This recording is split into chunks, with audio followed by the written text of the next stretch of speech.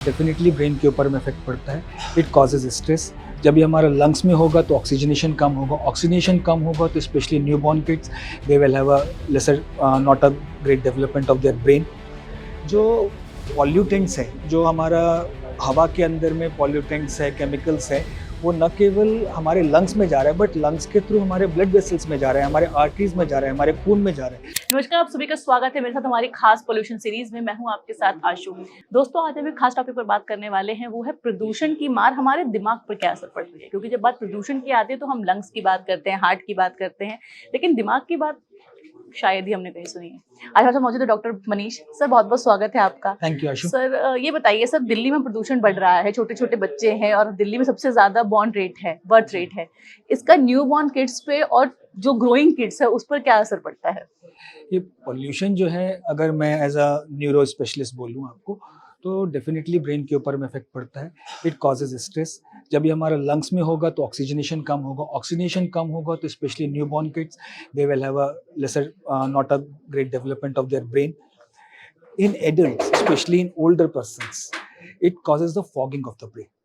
Like you see the smog outside, it causes fogging of the brain. Why?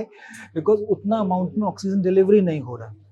Number two, all these chemicals जो smog है, that causes sort of fogging of the brain. Fogging हम generic term बोल सकते हैं।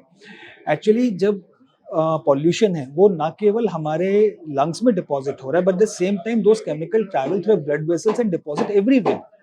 सो lung हमको दिखता है, it is very much apparent. The smog को हम इस तरह से कर सकते हैं, जो ह्यूमन बॉडी पे इफेक्ट पड़ता है, it causes fogging of the brain as well. जो पॉल्यूटेंट्स है, जो हमारा हवा के अंदर में पॉल्यूटेंट्स है, केमिकल्स है, वो न केवल हमारे लंग्स में जा रहा है बट लंग्स के थ्रू हमारे ब्लड वेसल्स में जा रहा है, हमारे आर्टरीज में जा रहा है, हमारे खून में जा रहा है, तो वो दिमाग का अंदर में जाके डिपॉजिट होता है। जब वो डिपॉजिट होगा तो वो एक तो कारण बनता है हमारे दिमाग के अंदर में ऑक्सीजन का कमी का, जिसके कारण कि हम बराबर सोच नहीं सकते। दूसरा, कार्बन मोनोऑक्साइड हमको स्लोली डाउन करता है, हमारे कॉन्शियसनेस लेवल्स को कम करता है। थर्डली, जो बड़े पॉल्यूटेंट्स हैं, जो पार्टिकल्स हैं, they clog the blood vessels. And ऐसा एक मानना है कि ये जो पॉल्यूशन है, ये हमारे बॉडी के अंदर में कहीं ना कहीं मैलिग्नेंसी का कारण भी हो सकता है।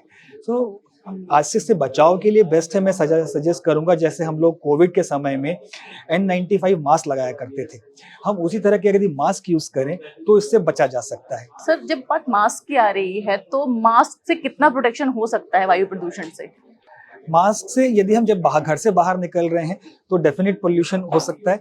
और यदि आपको मास्क से मेनली बाहर सांस छोड़ने में परेशानी आ रही है तो आजकल जो वॉल वाले मास्क आते हैं वो मास्क यूज कर सकते हैं। सांस अंदर आपका क्लियर आएगा एंड बाहर सांस छोड़ने के लिए तकलीफ नहीं आएगी। सर, डाइटरी चेंजेस क्या क्या करने चाहिए पोल्यूशन का इफेक्ट हमारे ब्रेन पर कम हो इसके लिए?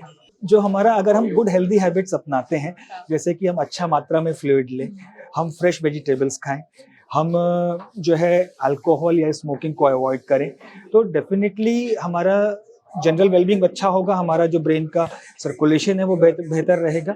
And citrus fruits, soups and lot of warm water, जैसे it helps. Thank you doctor Manish, हमारे साथ जुड़ने के लिए, इतनी जानकारियां देने के लिए। अगर आप भी प्रदूषण से बचाव करना चाहते हैं, अपने दिमाग को हेल्दी रखना चाहते हैं, डॉक्टर मनीष द्वारा बताई गई बातों को जरूर फॉलो करें। अगर आपको वीडियो पसंद आया हो, चैनल को सब्सक्राइब कीजिए और ये वीडियो ज्यादा से ज्यादा लोगों तक शेयर कीजिए ताकि प्रदूषण के प्रति जागरूकता को फैलाया जा सके।